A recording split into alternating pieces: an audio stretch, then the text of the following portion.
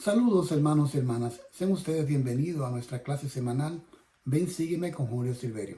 En esta semana estaremos cubriendo segunda de Nefi desde el capítulo 6 hasta el capítulo 10 con el título Oh cuán grande es el plan de nuestro Dios, y corresponde a la semana del 19 al 25 de febrero. En los capítulos desde el 6 hasta el 10 es Jacob, el hermano de Nefi, quien había sido consagrado como sacerdote para enseñar al pueblo, quien está dirigiendo la palabra a su pueblo. Habrían pasado unos 40 años desde que salieron de Jerusalén. Y en los capítulos 6, 7 y 8, Jacob menciona Isaías. De hecho, él pone prácticamente las enseñanzas de Isaías de manera directa, tal cual estaban en las planchas de bronce. Y en estas enseñanzas, Isaías, o el Señor le revela a Isaías el amor que tiene por el pueblo de Israel y que no lo va a abandonar. Aun cuando pasare cualquier situación, el Señor siempre va a estar para ellos. Pero vamos a enfocarnos mucho más en lo que es el capítulo número 9. El capítulo 9 de segunda de Nefi es una joya definitivamente.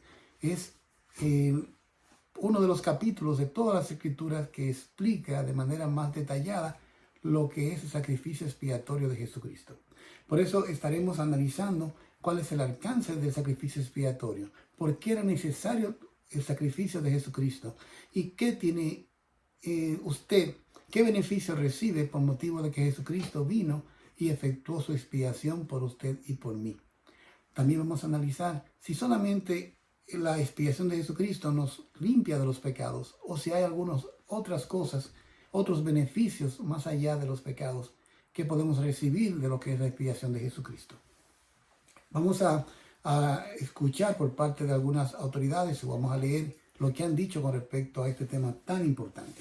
Así que vamos a iniciar de inmediato con este tema. Vamos a leer 2 de Nefi, capítulo 9, versículo 7, donde Jacob dice: por tanto es preciso que sea una expiación infinita, pues a menos que fuera una expiación infinita, esta corrupción no podría revestirse de incorrupción. De modo que el primer juicio que vino sobre el hombre habría tenido que permanecer infinitamente. Y siendo así, esta carne tendría que descender para pudrirse y desmenuzarse en su madre tierra para no levantarse jamás. Cuando hablamos de expiación infinita, es algo que no tiene fin, es como un anillo que no tiene ni principio ni fin. La expiación de Jesucristo cubre todo, no solamente a las personas que estaban vivas cuando Él estuvo aquí en la tierra, sino a las personas que habían vivido antes que Él y a las personas que vivirían luego de Él. Dijo el presidente Nelson: su expiación es infinita, no tiene fin. También es infinita en el sentido de que todo el género humano se salvará de la muerte sin fin. Y es infinita en el sentido del intenso sufrimiento del Salvador. Es infinita en el tiempo, ya que da fin al prototipo anterior del sacrificio animal. Anteriormente, cada año, según la ley de Moisés, todas las personas tenían que llevar un animal que tuviera ciertas condiciones, que fuera macho, que fuera el primogénito, que fuera blanco, todo un simbolismo del sacrificio de Jesucristo, a quien Juan el Bautista le llamaba el Cordero de Dios que quita el pecado del mundo. Entonces, el sacrificio de Jesucristo satisfizo todas las demandas de la justicia. Por cuanto éramos pecadores, entonces de la única manera como podíamos ser limpiados era si venía alguien que pagara por nosotros. ¿Qué es lo que significa expiar? Pagar por otro. Dice el presidente Nelson: es infinita en lo que abarca, porque se hizo una sola vez por todos. Y la misericordia de la expiación se extiende no solo a una cantidad infinita de personas, sino también a un número infinito de mundos creados por Él. Es interesante esta parte. Estamos diciendo que el Señor no solamente ha creado este mundo, sino que creó incontables mundos según le presentó a Moisés. En el libro, en la pelea de gran precio, en Moisés, en el capítulo 1, el Señor habla con Moisés y les enseña todos los mundos que Él creó y mundos que están habitados por sus hijos. Y la expiación de Jesucristo satisfizo también las demandas de la justicia para sus hijos que están en mundos creados, incontables mundos creados. Es infinita más allá de cualquier escala de dimensión humana y de comprensión mortal. Jesucristo fue el único que podía ofrecer esa expiación infinita, dado que había nacido de madre mortal y de padre inmortal. Debido a este nacimiento singular, Jesucristo es un ser infinito. También el presidente Hinckley habló con respecto a esto. Él decía, demos gracias a Dios por la maravilla y la grandeza de su plan eterno. Agradezcamos y glorifiquemos a su amado Hijo, quien con indescriptible agonía dio su vida en la cruz para pagar la deuda del pecado mortal. Él es que mediante su sacrificio expiatorio rompió las cadenas de la muerte y con el poder propio de los dioses se levantó triunfante de la tumba. Él es nuestro Redentor, el Redentor de la humanidad, el Salvador del mundo, el Hijo de Dios, el autor de nuestra salvación. Esto a propósito del versículo 10, que dice, oh, cuán grande es la bondad de nuestro Dios, que prepara un medio para que escapemos de las garras de ese terrible monstruo. Sí, ese monstruo llamado la muerte y el infierno, que es la muerte del cuerpo y también la muerte del espíritu. Entonces, debido a la caída de Adán, entonces todos los descendientes de Adán sufrimos las consecuencias de la caída y solamente a través de Jesucristo y su expiación podemos librarnos de ese pecado, pero también de los pecados que cometemos día a día, porque aun cuando nos arrepintamos, aun cuando pidamos perdón, tiene que haber un sacrificio eterno e infinito que pueda pagar por nuestros pecados. Vamos a leer del versículo 15 al 16. De verdad hay mucha información. Este capítulo es para durar 2 o 3 horas analizándolo y viendo todo el conocimiento que a través de este profeta el Señor nos transmite en el libro de Mormón. Habla sobre la muerte, que la muerte ha llegado sobre todas las personas, y habla de la resurrección, de que debido a la expiación de Jesucristo, entonces no solamente nos vamos a liberar de la muerte física, sino también de la muerte espiritual. Cuando hablamos de muerte física y muerte espiritual, tenemos que especificar. Muerte física es cuando nuestro cuerpo se separa del espíritu y entonces el cuerpo va a la tierra y el espíritu va a un lugar especial, a donde se acuerda de todas las cosas que hizo y está allí esperando un juicio. El Señor vence esta muerte física a través de su resurrección, siendo el primero que resucitó, según dice 1 Corintios 15:22, la primicia de los que durmieron. Entonces, la muerte espiritual es el pecado. En la muerte espiritual nosotros nos alejamos de nuestro Padre Celestial por motivo de nuestros pecados. Entonces, Jesucristo asume también la carga de nuestros pecados, a condición de que nosotros nos arrepintamos. Y entonces ahí también vence esa segunda muerte. Ya de eso habla en los versículos 12 y versículo 13. Y dice que el día de la resurrección, tanto la muerte física, el infierno, el paraíso, van a entregar sus muertos para que puedan resucitar y estar frente a Dios para ser juzgados. Pero allí tendremos entonces un conocimiento perfecto de toda nuestra culpa, dice el versículo 14. Por lo que tendremos un conocimiento perfecto de toda nuestra culpa y nuestra impureza y nuestra desnudez. Y los justos, hallándose vestidos de pureza, sí con el manto de rectitud, tendrán un conocimiento perfecto de su gozo y de su rectitud. O sea, cuando vemos en Alma hablándole a su hijo Coriantón, a partir, Alma 40, 41, que su hijo pensaba que luego de la resurrección, si una persona era injusta, iba a resucitar siendo justo. En realidad cosechamos lo que sembramos. Cuando morimos aquí en la tierra, nos llevamos con nosotros todos nuestros pecados, todos nuestros actos de rectitud, toda nuestra fe. Y en base a esto seremos juzgados. Entonces, el versículo 15. Y acontecerá que cuando todos los hombres hayan pasado de esta primera muerte a la vida, de modo que hayan llegado a ser inmortales, deben comparecer ante el tribunal del Santo de Israel, y entonces viene el juicio, y luego deben ser juzgados según el santo juicio de Dios. Y tan cierto como vive el Señor, porque el Señor Dios lo ha dicho, y es su palabra eterna que no puede dejar de ser, aquellos que son justos serán justos todavía, y los que son inmundos serán inmundos todavía. Por lo tanto, los inmundos son el diablo y sus ángeles. e irán al fuego eterno preparado para ellos, y su tormento es como un lago de fuego y azufre, cuya llama asciende para siempre jamás y no tiene fin. El presidente Hinckley, hablando sobre este principio, dijo que los que son inmundos serán inmundos todavía. Especialmente, él tomó el ejemplo de la pornografía. Él dice, el que se encuentre en las garras de este vicio, que se ponga de rodillas en su habitación y cerrada la puerta le implore al Señor que le ayude a librarse de este monstruo maligno. Si no lo hace, esa depravada mancha continuará existiendo a lo largo de la vida e incluso en la eternidad. Jacob, el hermano de Nefi, enseñó, y acontecerá que cuando todos los hombres hayan pasado de esta primera muerte a vida, de modo que hayan llegado a ser inmortales, aquellos que son justos serán justos todavía, y los que son inmundos serán inmundos todavía.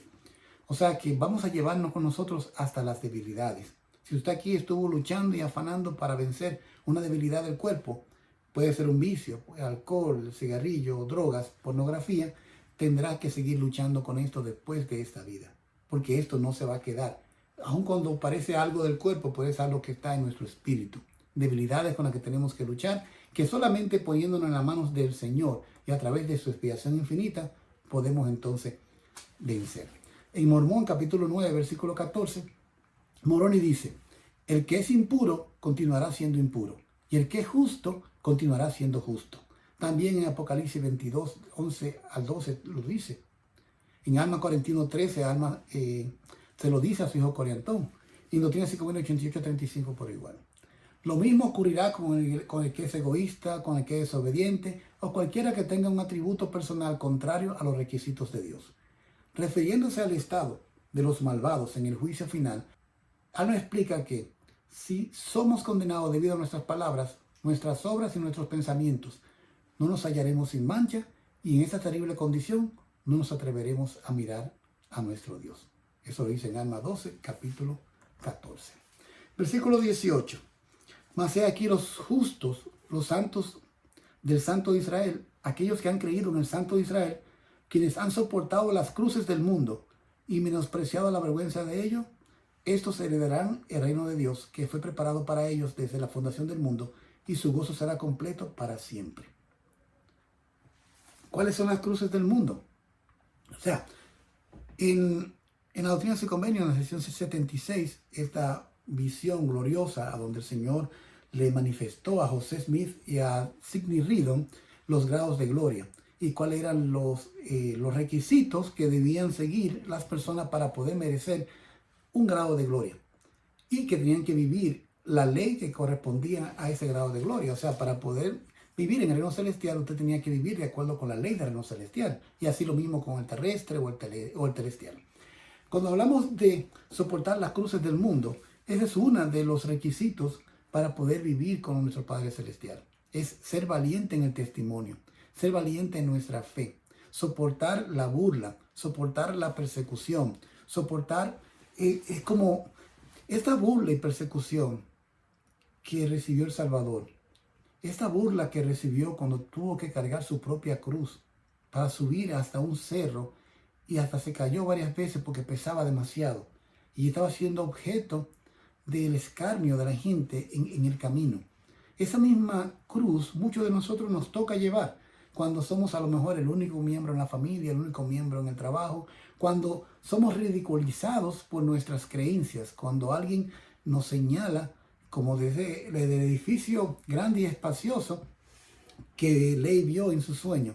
Entonces todo aquel que no se avergüenza, porque en el sueño de Ley se avergonzaron algunos, luego de haber tomado el fruto, al recibir ese dedo de escarnio, al ser perseguidos y al ser criticados y la gente burlarse de ellos, entonces le dio vergüenza. Pero cualquiera que soporte la vergüenza del mundo y soporte su cruz, porque el Señor dice que no toma sobre sí su cruz, no es digno de mí. Tome su cruz, tome su llamamiento, tome su testimonio y no importa lo que venga, no importa lo que Satanás quiera hacerlo, manténgase firme en su meta de llegar hacia el árbol de la vida, probar del fruto y nunca más soltarse de la barra de hierro. Solamente los que logremos esto somos los que mereceremos estar con el Santo de Israel. Y allí entonces dice el versículo 18, y su gozo será completo para siempre.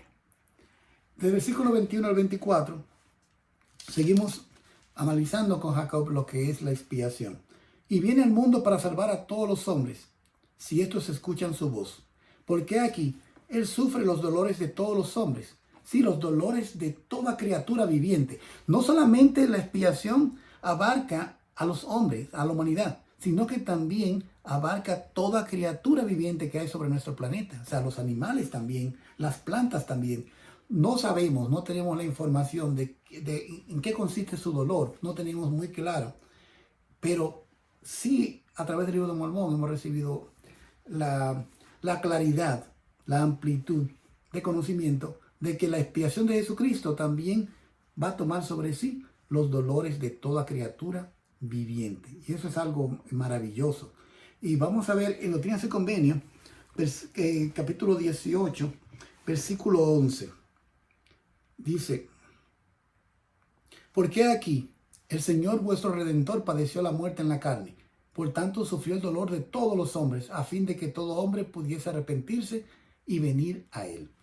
En el capítulo siguiente, en el 19, dice, en el versículo 15, así que te mando que te arrepientas, arrepiéntete, no sea que te hiera con la vara de mi boca, y con mi enojo y con mi ira, y sean tus padecimientos dolorosos, cuán dolorosos no lo sabes, cuán intensos no lo sabes, sí, cuán difíciles de aguantar no lo sabes, porque aquí yo Dios he padecido estas cosas por todos para que no padezcan, si se arrepienten.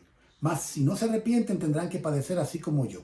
Padecimiento que hizo que yo Dios, el mayor de todos, temblara a causa del dolor, y sangrara por cada poro y padeciera, tanto en el cuerpo como en el espíritu, y deseara no tener que beber la amarga copa y desmayar. O sea, ese dolor que es indescriptible, solamente lo podía soportar Jesucristo. Alguien que tuviese esa condición de ser un ser infinito, que por un lado podía experimentar los dolores propios de la humanidad, de la carne, por ser hijo de una mujer, o sea, pero también tenía la característica de la eternidad, de el don celestial de poder, de ser un Dios, por ser hijo de un Padre que es un Dios, o sea, de su Padre celestial.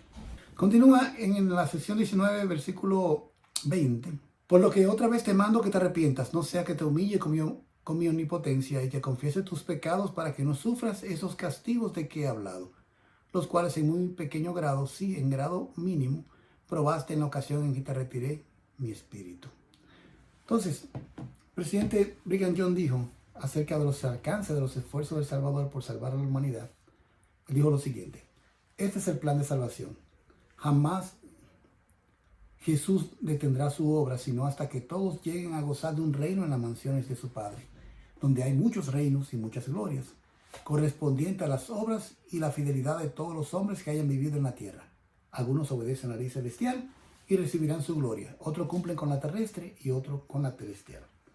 Ahora, según dice Jacob, ¿qué hubiera pasado si Jesucristo no hubiese efectuado la expiación?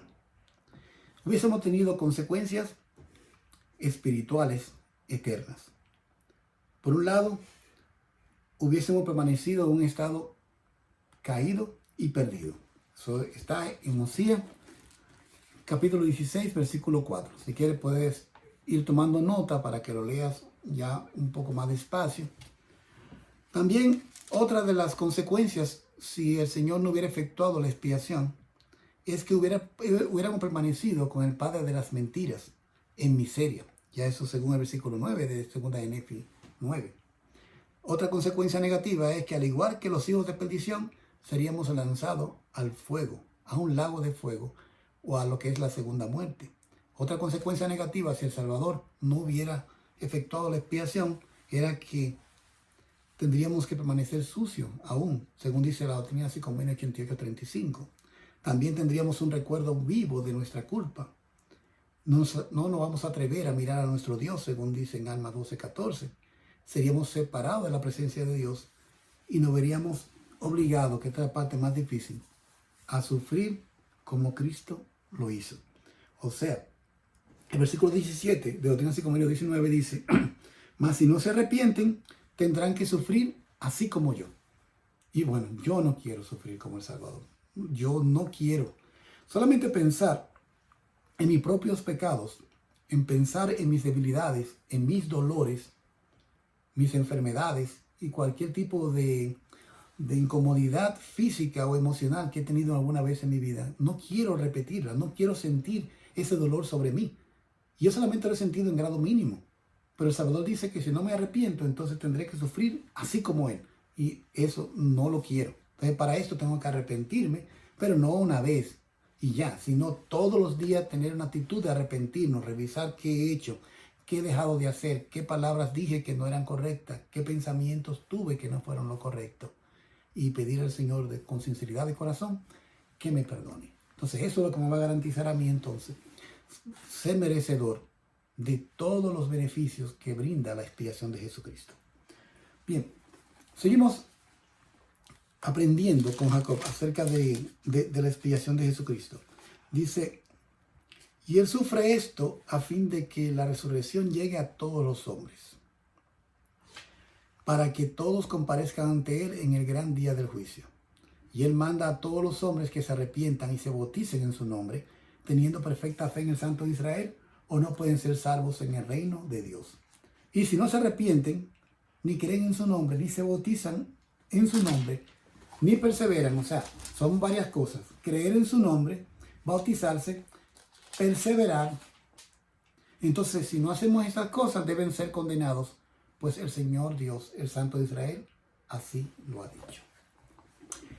La expiación de Jesucristo no solamente nos libra del pecado, sino que también sana todo dolor. El elder Orson F. Whitney, escribió: ningún dolor que suframos, ni ninguna prueba que experimentemos es en vano. Contribuyen a nuestra educación, al desarrollo de virtudes como la paciencia, la fe, el valor y la humildad. Es mediante las penas y el sufrimiento, la dificultad y la tribulación que ganamos la educación que hemos venido a adquirir aquí. Muchas veces estamos sufriendo bastante, ya sea dolor físico, dolor emocional. Hasta nos preguntamos: Señor, si yo me estoy esforzando por hacer la cosa correcta, si soy tu hijo, si yo quiero obedecer los mandamientos, si estoy del lado de los buenos, ¿por qué tengo que sufrir? Esa pregunta que la humanidad se ha hecho por siglos: ¿por qué sufren las personas buenas? Todo ese sufrimiento nos ayuda a aprender y tiene realmente una enseñanza detrás. Un día estaremos frente al Señor y podemos preguntarle, ¿por qué razón permitió que una cosa nos ocurriera? ¿Por qué razón no nos libró de un dolor o de una pena cuando le oramos con mucha fe? Y Él sabe realmente la razón, y Él sabe el plan que tiene para nosotros. Dice el elder Robert D. Hales: el dolor le lleva a uno a un estado de humildad que invita a la meditación. Es una experiencia que agradezco haber sobrellevado. El elder Ken F. Richards también menciona algo. Esto fue en la conferencia de abril del año 2011. Existe otro tipo de dolor del cual somos responsables. El dolor espiritual yace en lo profundo de nuestra alma y puede resultar insoportable, como si uno fuese atormentado por un indecible horror, como lo describió Alma. Ese dolor viene por causa de nuestras acciones pecaminosas y falta de arrepentimiento. Para ese dolor también existe una cura que es universal y absoluta. Viene del Padre por medio del Hijo y es para cada uno de nosotros que esté dispuesto a hacer todo lo que sea necesario a fin de arrepentirse. Cristo dijo: ¿no os volveréis a mí ahora y os convertiréis para que yo os sane? Alma también profetizó que él saldría sufriendo dolores, aflicciones y tentaciones de todas clases, y tomaría sobre sí los dolores y las enfermedades de su pueblo. Ya no solamente estamos hablando de los pecados, sino que también tomará sobre sí los dolores y las enfermedades de su pueblo, que somos nosotros, para que sus entrañas sean llenas de misericordia, a fin de que según la carne sepa cómo socorrer a los de su pueblo, de acuerdo con las enfermedades de ellos. Vamos ahora al versículo 25 y 26. Por tanto, Él ha dado una ley, y donde no se ha dado ninguna ley no hay castigo, y donde no hay castigo no hay condenación. Y donde no hay condenación, la misericordia del Santo de Israel tienen derecho a reclamarlos por motivo de la expiación, porque son librados por el poder de Él. Porque la expiación satisface lo que su justicia demanda de todos aquellos a quienes no se ha dado la ley, por lo que son librados de ese terrible monstruo, muerte e infierno, y del diablo y del lago de fuego y azufre, que es tormento sin fin, y son restaurados a este Dios que les dio aliento, el cual es el Santo de Israel.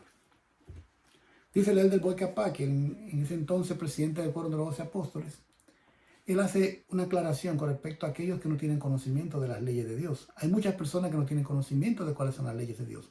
Si bien saben lo que es lo bueno y lo malo, pero muchos de ellos, ya sea por asuntos físicos, ya sea por la edad, por ejemplo, los niños están cubiertos por la expiación de Jesucristo, de manera de que no deben ser bautizados porque no están todavía conscientes de sus pecados. Las escrituras mencionan que hay una edad a partir de los 8 años en donde ya ellos comienzan a discernir más claramente lo que es lo bueno de lo malo.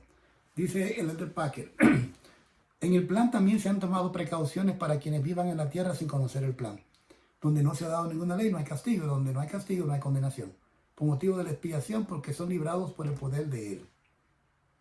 Entonces, hay muchas personas que están eximidos, están aquí en la tierra, personas que han venido para ser de bendición y hasta de prueba para familias y para personas. Entre ellos hay niños que no llegaron a desarrollar su cerebro adecuadamente y han crecido en edad y en estatura, pero no conocen los mandamientos del Señor porque no los entienden por su incapacidad física. Y estas personas están eximidos de los castigos que le corresponde a aquel que sí conoce los mandamientos y no lo cumple.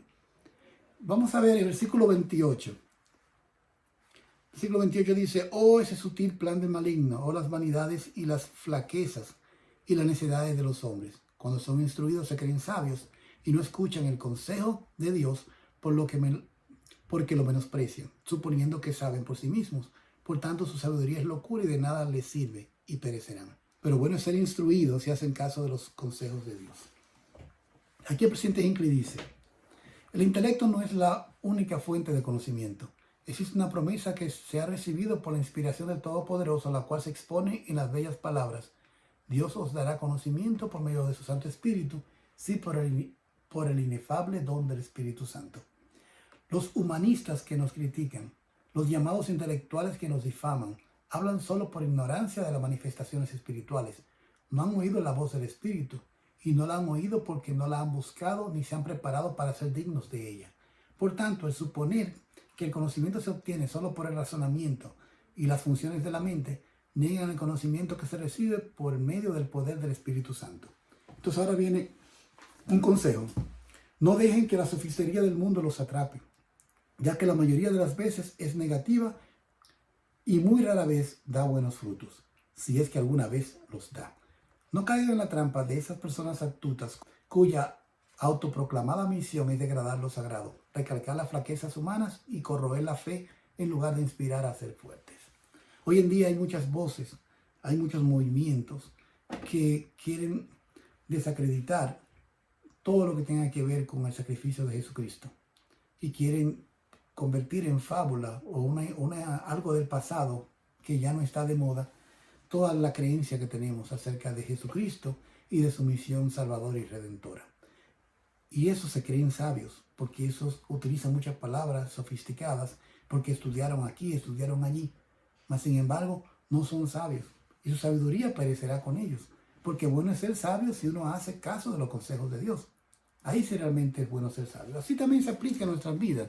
Muchas veces nosotros creemos que sabemos demasiado, que por lo mucho que hemos leído, por lo mucho que hemos estudiado, por los diplomas que tenemos colgados en nuestras paredes, sabemos mucho más que Dios, sabemos mucho más que su profeta, sabemos mucho más que las escrituras, y no queremos que nos hablen. A veces hemos tenido situaciones de hermanos que vamos a la casa y por alguna razón no van a la iglesia, y cuando vamos a leer las escrituras dicen, no hermano, no me la lea, que todo eso yo me lo sé. No, hermano. Vamos de nuevo a escuchar lo que ya hemos escuchado anteriormente, porque el Espíritu Santo nos hablará de manera distinta ahora. Vamos a leer de nuevo el libro de Mormón, no importa que usted lo haya leído 40 veces, léalo de nuevo, léalo con un espíritu de humildad, con meditación, y el Señor le va a manifestar nuevas cosas. O sea, no piense que porque ya usted recibió, que ya usted no necesita más. Porque si así no fuéramos a la iglesia, porque todos los domingos tenemos clases que hemos recibido anteriormente. Hace un par de semanas me tocó dar una clase en el quórum de Elders sobre el tema de los diezmos y le preguntaba a los hermanos, ¿qué más yo puedo decir acerca de los diezmos que ustedes no hayan escuchado? algo que ustedes no hayan leído. Y me sorprendió, realmente fue una clase maravillosa porque los hermanos añadieron nuevo conocimiento. El Espíritu Santo estuvo allí con los testimonios que los hermanos compartieron acerca del diezmo y cómo el Señor les había bendecido por obedecer este mandamiento. O sea que el Evangelio es repetición. El Señor vive repitiendo, y cada vez que puede nos dice, recordad, recordad, porque ese es uno de los problemas mayores que tenemos, que no recordamos, se nos olvidan las cosas, y por eso de nuevo tenemos que escuchar las mismas palabras, los mismos mandamientos, los mismos versículos. Tenemos que escuchar lo mismo discurso, aunque con palabras distintas y con personajes diferentes, al final las enseñanzas son las mismas, hasta que se graben en nuestro corazón, sean parte íntegra de nuestro ser, y que ya no necesitemos ese conocimiento, sino más conocimiento. Y ahí entonces seguiremos lo que el Señor nos ha prometido, que aprenderemos y progresaremos línea sobre línea, precepto sobre precepto. Entonces, desde el versículo 29 al versículo 38, Jacob nos advierte de algunos pecados que tenemos que cuidarnos para no caer en condenación. Desde el versículo 29 al 38, no lo voy a leer todo, pero sí le voy a hacer un resumen de cuáles son los pecados que él habla. En el versículo 30, habla acerca de la avaricia, de aquellos que son ricos según las cosas del mundo, pero que no quieren compartir sus riquezas con los pobres, y que sus corazones están en sus tesoros. O sea, su corazón no está en los tesoros del cielo, sino en sus riquezas y sus tesoros terrenales. El 31 dice, hay de los sordos que no quieren oír. En el 33, hay de aquellos que son duros de corazón y que cometen muchas iniquidades. 34, hay del embustero, y ahí le pone una coletilla porque será arrojado al infierno.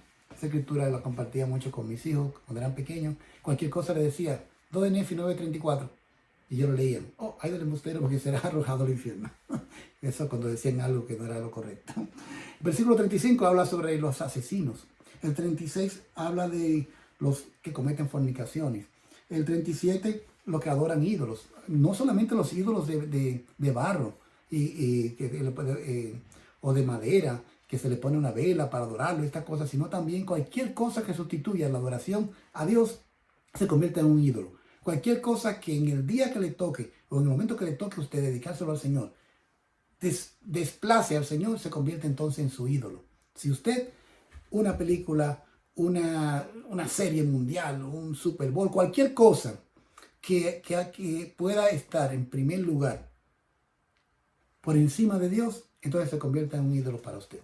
Porque usted quitó al Dios verdadero, lo puso a un lado y puso primero a otra cosa que no era Dios.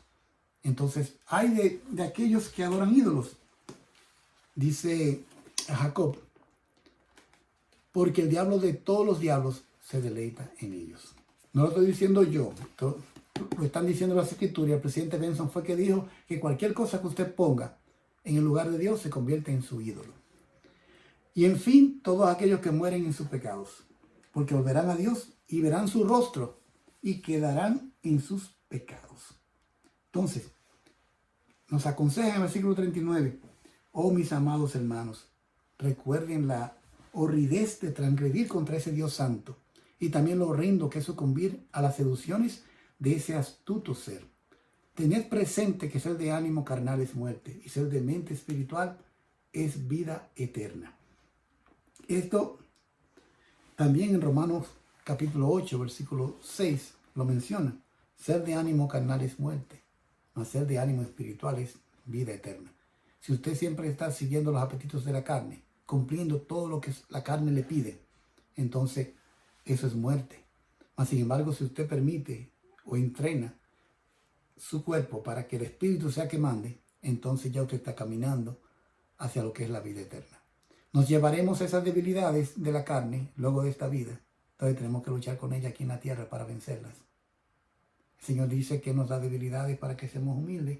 Y si somos humildes y nos dirigimos a Él, según dice Éter 12:27, entonces hará que las cosas débiles sean fuertes para nosotros.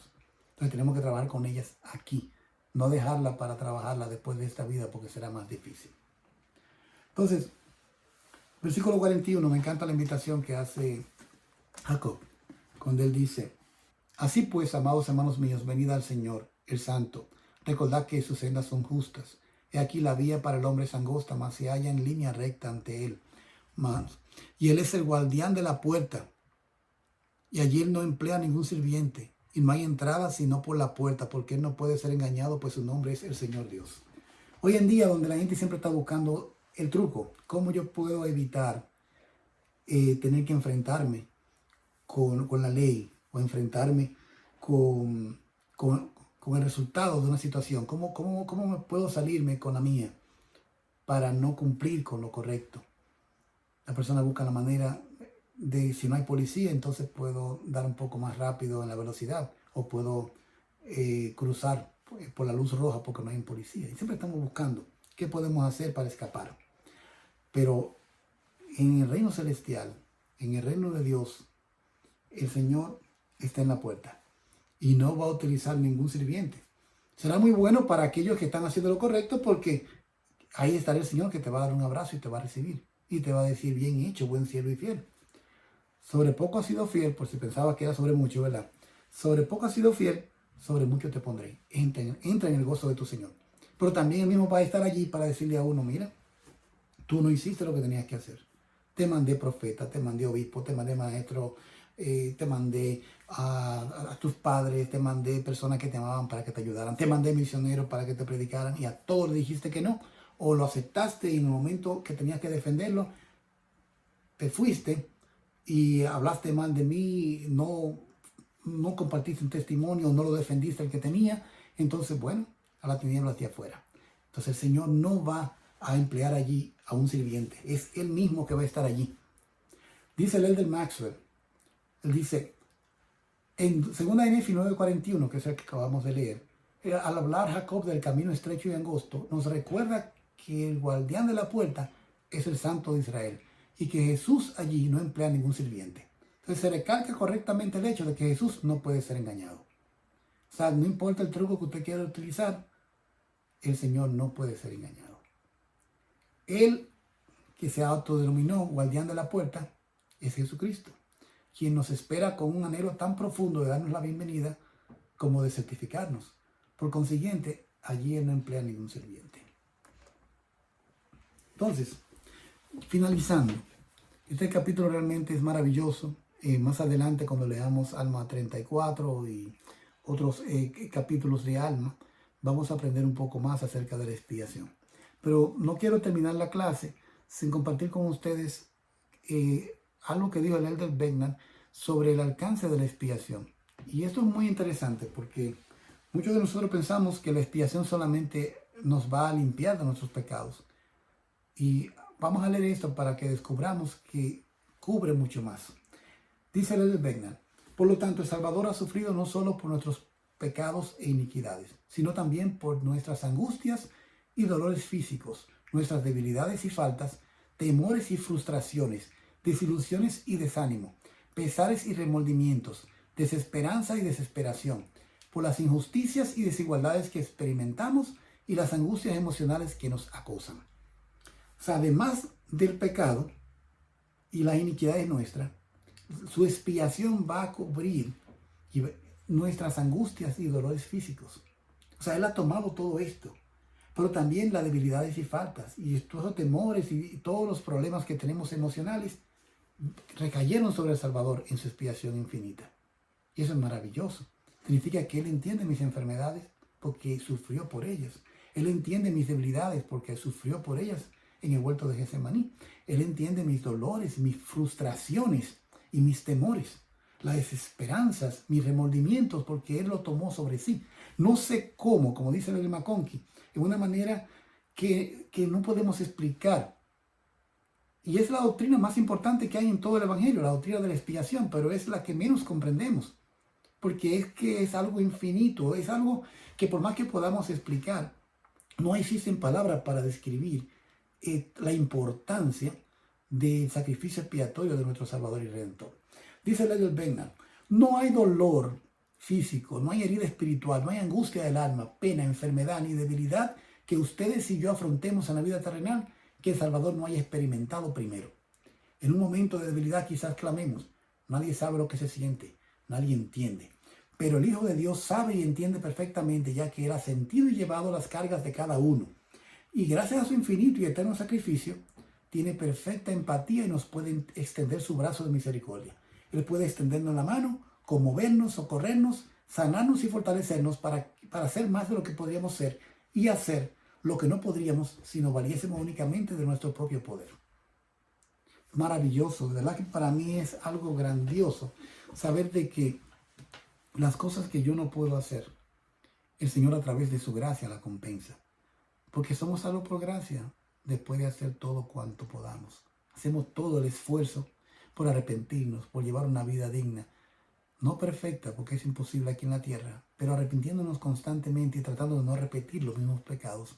Y el Señor entonces, a través de su gran amor y su gracia infinita, entonces hace la parte que nos falta para poder entonces, a través de nuestro arrepentimiento y nuestra humildad, merecer entonces todas las bendiciones que Él ha prometido.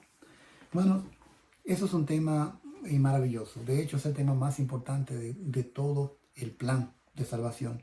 De todo lo que enseñamos en la iglesia, lo más importante es la expiación de Jesucristo. Tengo aquí esta figurilla, que es solamente una representación de ese momento tan sagrado en donde Él sufrió por todos nuestros dolores y nuestros pecados y nuestras enfermedades. Allí Él dijo algo. Dijo, Padre, si es posible, pase de mí esta copa. Yo me he preguntado, ¿y qué hubiera pasado si el Padre hubiera dejado que Él pasara de esa copa y la expiación infinita no se hubiera llevado a efecto? ¿Qué hubiera sido de nosotros? Hubiésemos permanecido por siempre fuera de la gracia de Dios y no hubiéramos tenido la oportunidad de que nuestros pecados sean perdonados, nuestros pecados sean lavados y que pudiésemos volver a la presencia de Dios. Mas gloria sea al Padre, como dice el Señor en Doctrina y Convenios 19, bebí la copa y acabé mis preparativos para con los hijos de los hombres. Y ahora, usted y yo, nos toca solamente arrepentirnos, creer en Él, primeramente, tener fe en Jesucristo, arrepentirnos, bautizarnos y perseverar hasta el fin. Y entonces ya tenemos la promesa de tener la vida eterna, solamente haciendo esta parte. Yo comparto todo esto en el nombre de Jesucristo. Amén. Gracias, hermanos, por haberme acompañado en esta clase. Les invito a que si le ha servido de algo, le ha servido de ayuda, que usted pueda darle un me gusta y que pueda ponerme un comentario. Me dice desde qué país me está escuchando, desde qué ciudad me está viendo, y cualquier sugerencia, idea o si quiera dar su testimonio acerca de cómo la expiación de Jesucristo ha sido de gran significado en su vida, también puede compartirlo también en la zona de comentarios. Muchas gracias, hermanos, y nos vemos la siguiente semana.